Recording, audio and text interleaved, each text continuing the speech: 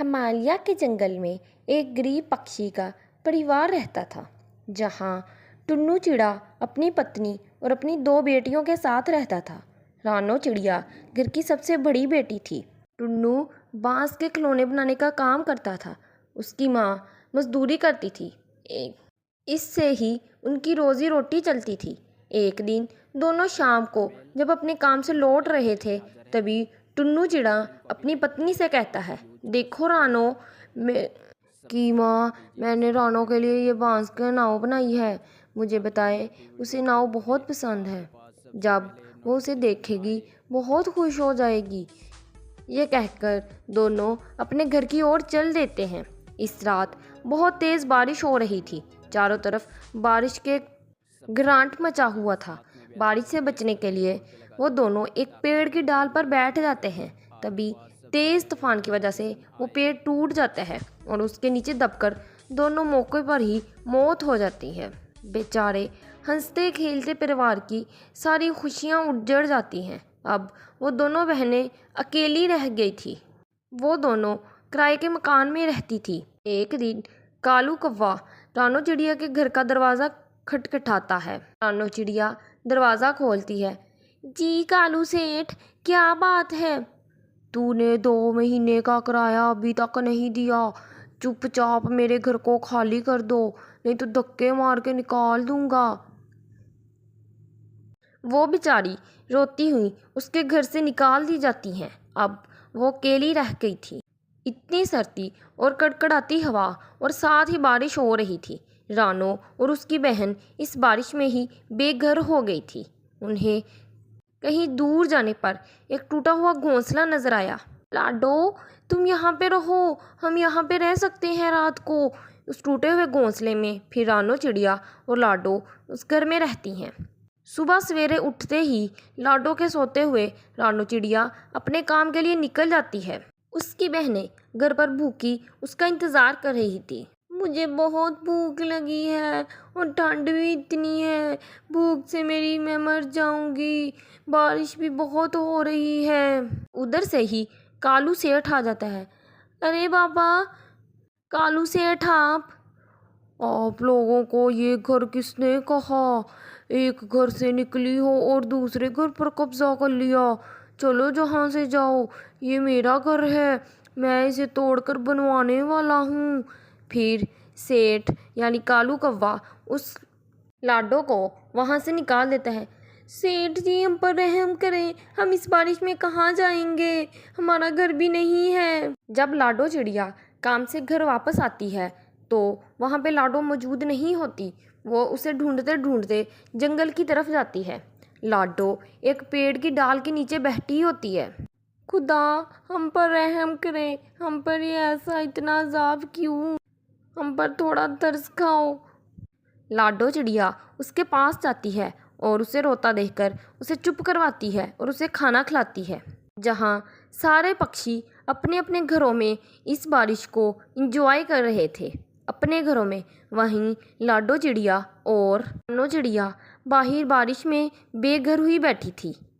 रानो को रात भर नींद नहीं आई। ये कैसे ज़िंदगी है? इससे तो अच्छा है कि हम मर ही जाती। कहीं ना कहीं दिन तो नहीं देखने पड़ते। माँ बाप को भी छीन लिया, टूटा फूटा घर था उसे भी छीन लिया। सुबह होते ही पक्षियों से मदद मांगने गई। कबूतर भैया, मेरी मदद कीजिए, मेरे पास कोई घर नहीं है। पक्षियों ने मेरा घर छीन लिया है, कुछ रहने के लिए मिल सकता है? आपकी बड़ी मेहरबानी होगी। चिड़िया, घर तो है लेकिन किराया देना होगा। लेकिन बंटी भैया, मेरे पास तो देने के लिए पैसे नहीं है। चल हट, फिर मेरा यहाँ पे टाइम क्यों वेस्ट कर रही हो? उधर उसकी छोटी लाडो बहन अपनी आंखें नहीं खोल रही थी। उसका शरीर तो ठंडा पड़ गया था। रानो चिड़िया वापस जाती है। उसे रास्ते में एक बांस की बनी हुई नाव नज़र आती है। वो न जाने क्यों उसे उठाकर अपने साथ ले जाती है। जब वो लाडो चिड़िया के पास जाती है तो उसका शरीर सर्दी की वजह से ठंडा पड़ गया था।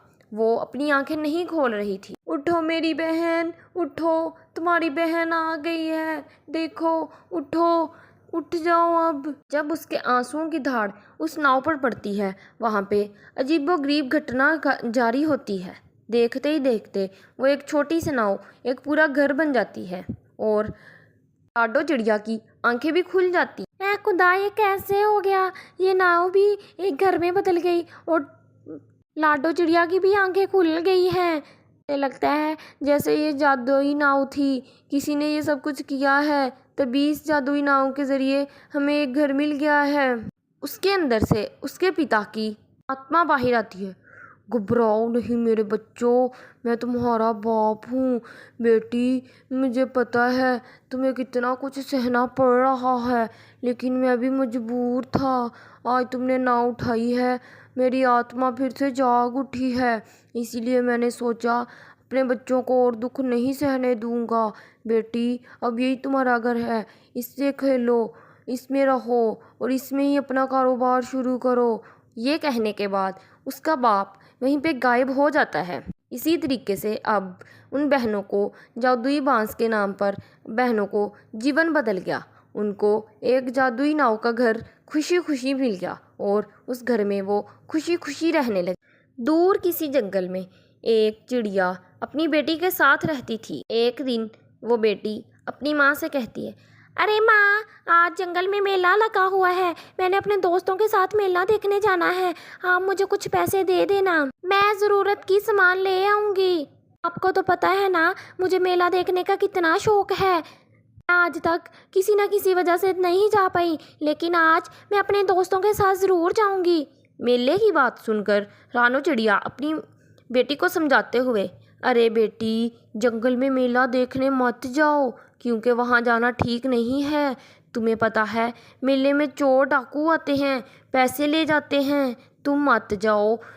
जो भी ज़रूरत की चीज़ तुम्हें चाहिए तुम नदी पर जंगल से ले आना, लेकिन मेले में मत जाओ।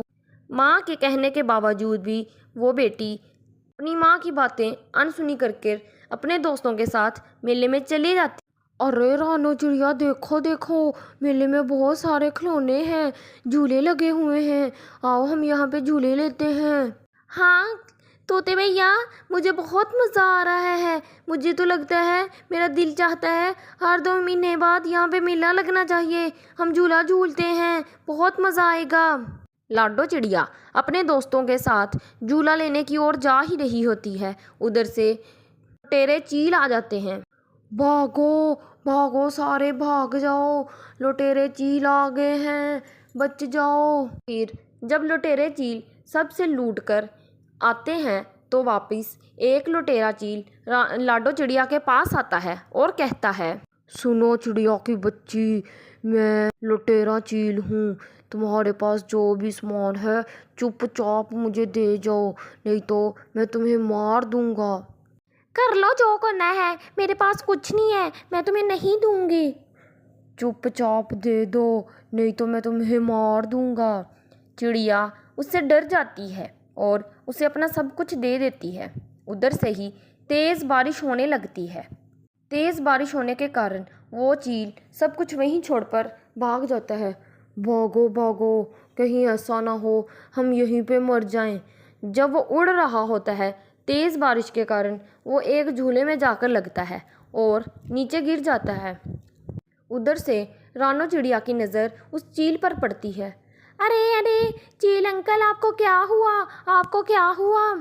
चील के सारे साथी उसे छोड़कर उड़ जाते हैं। फिर लाडो चिड़िया उस चील को लेकर अपने दोस्तों के साथ घर ले आती है, उसकी अच्छे तरीके से सेवा करती है। कुछ घंटों के बाद चील ठीक हो जाता है। माफ़ कर दो मेरी बेटी, मुझे माफ़ कर दो, मुझसे गलती हो गई है, मुझसे बहुत बड़ा नुकसान हो गया है, मुझे माफ़ कर दो। मैं आइंदा से ऐसे काम नहीं करूँगा, मैं आइंदा से डकैती नहीं करूँगा, मुझे माफ़ कर दो, मैं आगे से ईमानदारी से कमाऊँगा। अब इस चील डाकू को भी सबक मिल जाता है, काम का नतीजा बुरा ही होता है। फिर सब पक्षी खुशी खुशी रहने लगते हैं।